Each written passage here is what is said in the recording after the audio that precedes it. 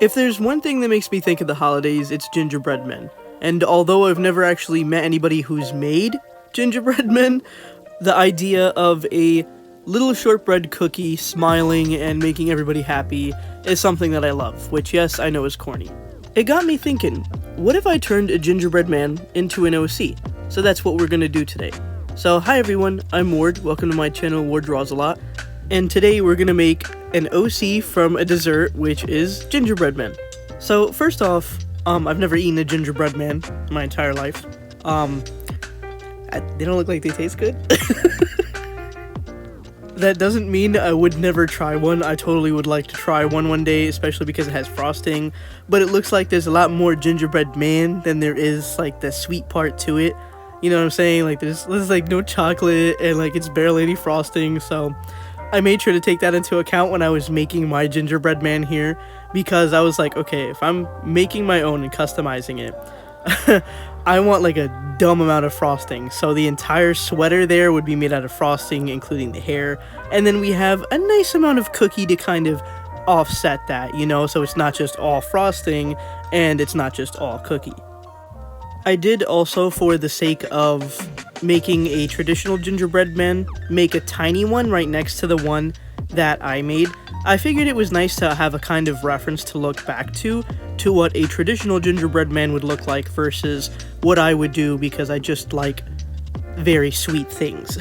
I figure a gingerbread man is just sweet enough, and the gingerbread also helps kind of give it a quote-unquote spicy value to it, because ginger is a spiced up ingredient to a degree, you know what I'm saying? Like, it's very flavorful and very powerful, so I'd figure that a gingerbread man is very powerful in taste.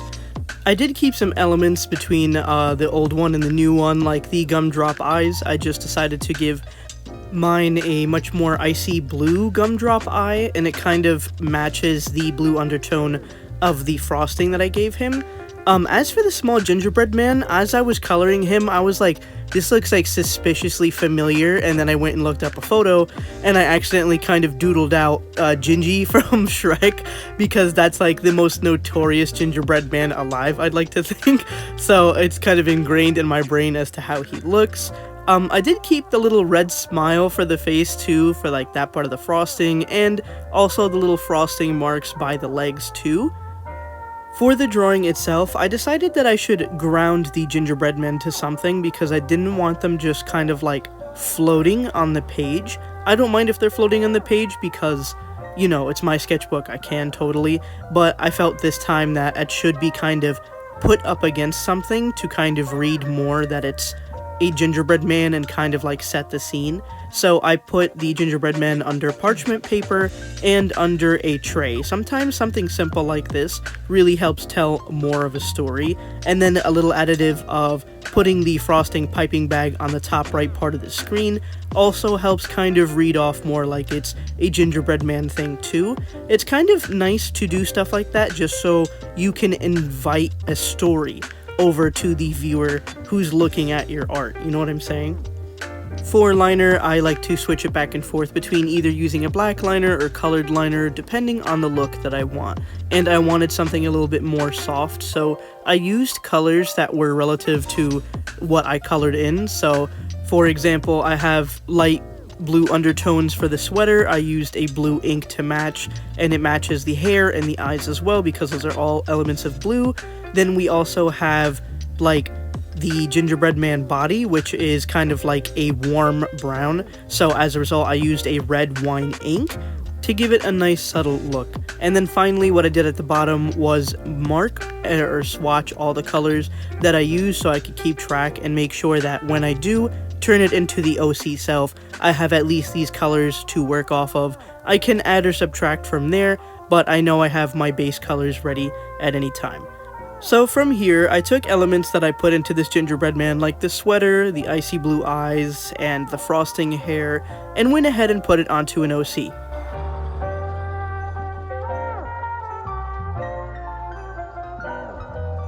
So the first thing I wanted to make sure I did when I was drawing this OC was give him a pose that was very relaxed and chill. I wanted to kind of take that pose that gingerbread men always do and like give them the freedom of sitting down and just chilling out, because they're just kind of laid out on the pan, like sitting there like, hey, what's up guys? So I wanted this character right here to kind of just be sitting down and smiling and kind of just, you know, having a nice time. Next, we can move on to the cosmetics of the character. So first of all, the skin tone. I wanted it to at least be tanned or darker because it just makes sense. Gingerbread men are colored a little tanned or darker, and it would make sense to match along with it, so that's exactly what I did.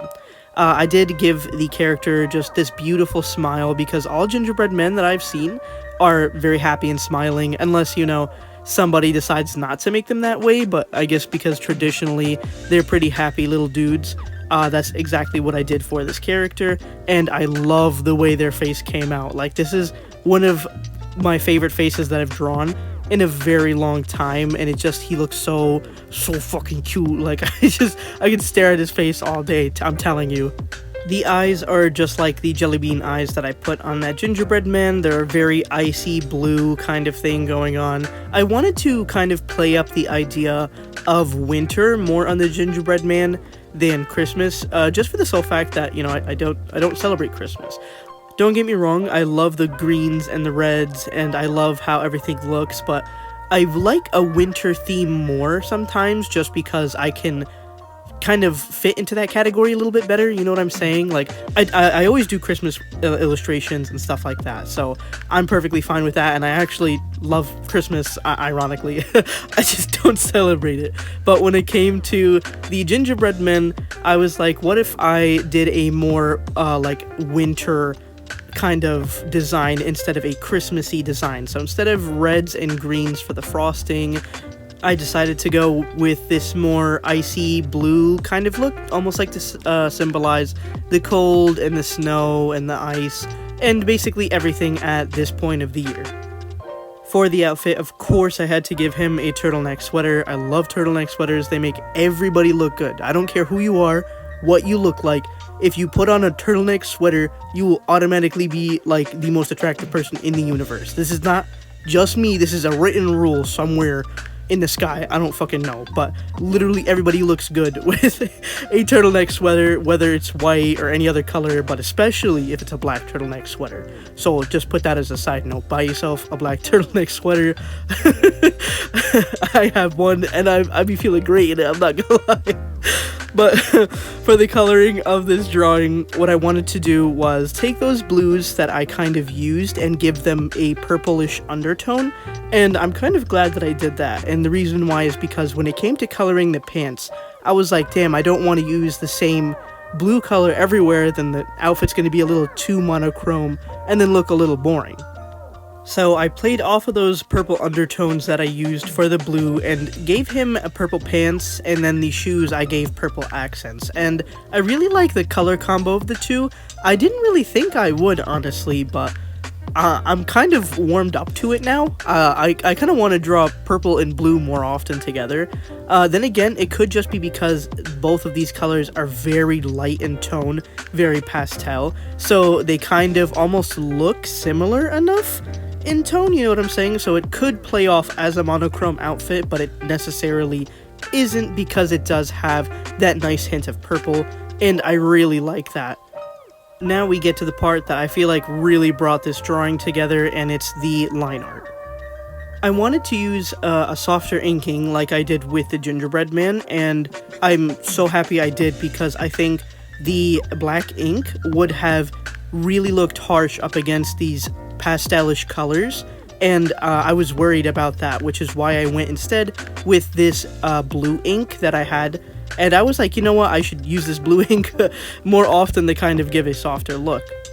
And mostly for the outfit, I used the blue ink, just like how I did again with the gingerbread man, and then when it came to inking the skin parts, I used that same red wine colored ink to kind of define the features of the body in like the certain areas, like the stomach, the face, the hands, but at the same time it's still very soft to look at, which is what I really wanted, and I'm very happy that it successfully came through, because sometimes if you use the sepia or the brown color up against the darker skin tones, it doesn't show up as well, and that kind of makes me like, damn, like I wish it showed up better. So I wish I would have came up with using a red ink beforehand, and then, you know, it would have been way easier to see that inking when it came to darker skin tones. But now I have that as like a mental note to use a red ink when it comes to darker skin tones, because it just looks really good with it. I could use a black ink as well, but I really didn't want to use black ink for this drawing, so that's a good alternative, is just sometimes looking down the color spectrum and then using things in accordance. So yeah, I think the inking really helps bring out those details that you want it to. Like, I think my favorite part of this piece, I'm gonna say besides his face, is the socks that he's wearing, the kind of like leg warmers. So the ink really helps kind of give it those like in and outs of where the shadows are and where the highlights would be, on top of the fact that it's like, you know, outlined where those wrinkles would be in those leg warmers, because they don't stay all the way up, they kind of ride themselves downward, and I really love the way that turned out. I adore it. Another part that I really like with the detailing is the gel pens. Silver and white gel pens for this piece is what I mainly used, just because I wanted to keep that cool toned vibe. I didn't want to use any gold gel pens, because then I feel like it wouldn't suit the entire look. Whenever I think of winter, I think of silver, you know what I'm saying? And if it was like a summer thing, I would use gold, because gold is a warmer color and silver is a cooler color. So yeah, there's that little additive in there that really helps bring the piece out. Even though it's such a small detail, I feel like it kind of brings it to life a little bit more. Finally, for the background, I used the same colors in the outfit, and I just kind of did little swirls and stars to kind of give it that snowy, wintry vibe. And I love how he came out. He is just the cutest character I've done in a while, and I really love how this looks overall. I wonder what dessert I should do next. We'll see eventually. But yeah, thanks for watching, and remember, I love you. Bye. Oh, and happy holidays, and whatever else. Bye.